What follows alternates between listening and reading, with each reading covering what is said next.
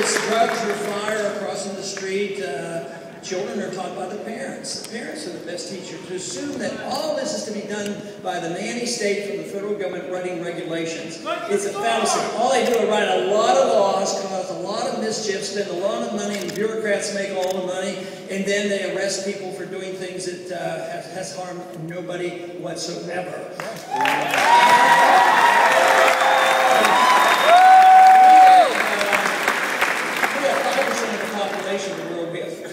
Of the prisoners.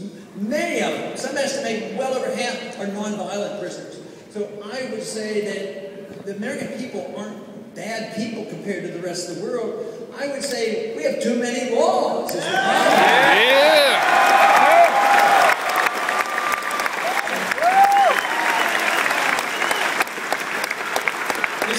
This very year, on January 1st, there were 40,000 new laws passed on January 1st. What I would like to suggest to you, as president, I would like to be the first president ever to repeal.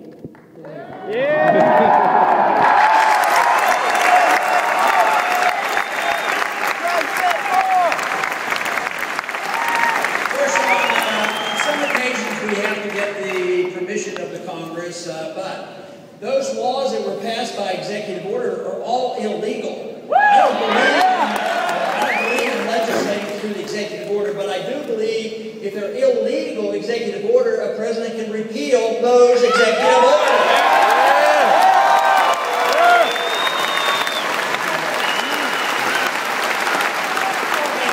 We start with the most recent one. Just about two weeks ago, the president renewed the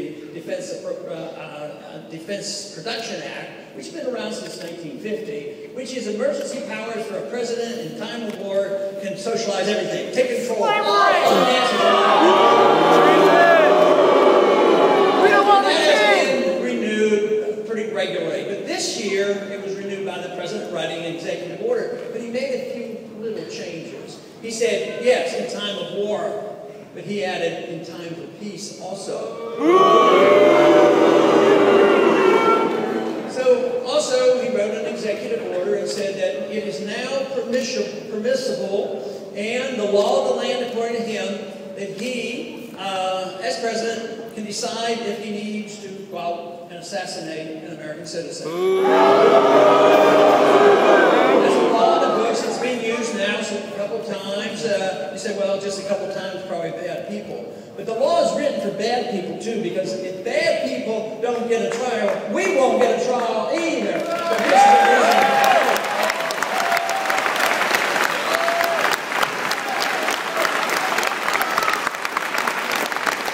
When the big debate came up about Obama talking about the courts and instructing the courts about Obamacare, there was a lot of concern about that, but I think it was blown out of proportion. Obviously, he deserved that criticism, but what about him becoming the prosecutor, the judge, and the jury, and the executioner? Isn't that a bit of a violation of the judicial system? So there are so many places that need to be checked. You know, Congress is supposed to resist this when the president usurps his powers, but our Congress this last year, over my strong objection, they passed the National Defense Authorization. Virtually repeals posse comitatus, keeping the military out of the business of policing us day to day. But now it is the law of the land that American citizens can be arrested. Now that's bad enough. But an American citizen can be arrested and put in a secret prison and never see a juror, and never see an attorney, and be held indefinitely. That's the law of the land. If we want to live in a republic, we have to repeal those laws. We have to get a president who will use the executive order to get rid of that thing.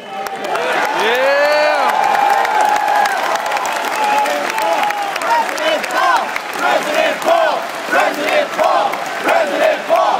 President Paul! President Paul! President Paul!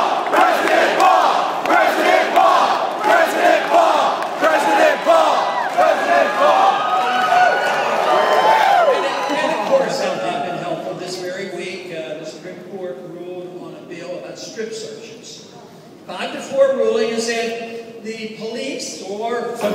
police, the TSA, or whoever are allowed to strip search anybody without probable cause of anything.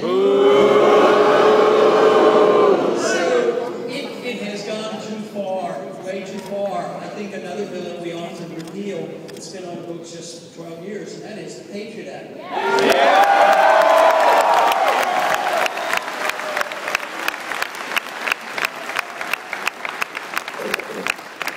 Another law that they passed was dealing with the Secret Service. If an individual has Secret Service protection, anybody that gets nearby and demonstrates within so many feet of this special person that is protected by the Secret Service can end up, just by demonstrating or saying something or holding up a sign, they can get 10 years in prison. I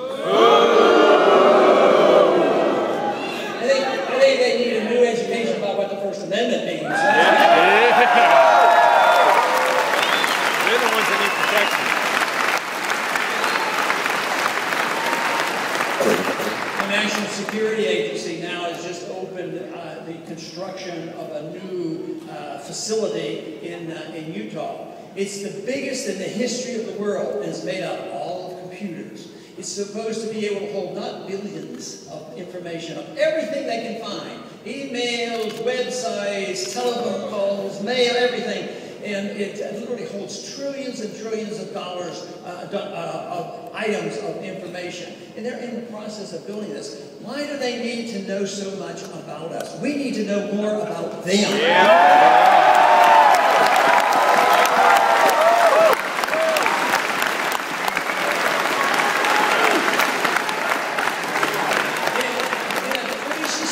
The government is not secret. In a free society, the people have their privacy. But today, there's too much secrecy, and we've lost too much of our privacy. And we could start, if we want more transparency, let's start with the Federal Reserve. And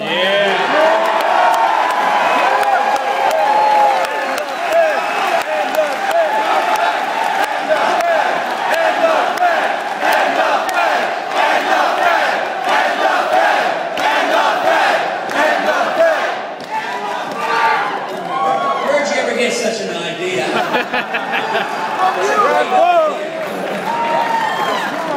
The Fed's going to end itself because it's a self-destructive course. They can't run us. And we're nearing that. And that's why we're in so much trouble right now. And people are recognizing it. I think that's part of the reasons why people are coming out now. Because we're recognizing that we're not a productive nation. We're running on debt. And we borrow money. We can't borrow much more. Our ratings are going down. And there's a limit to how much we can print.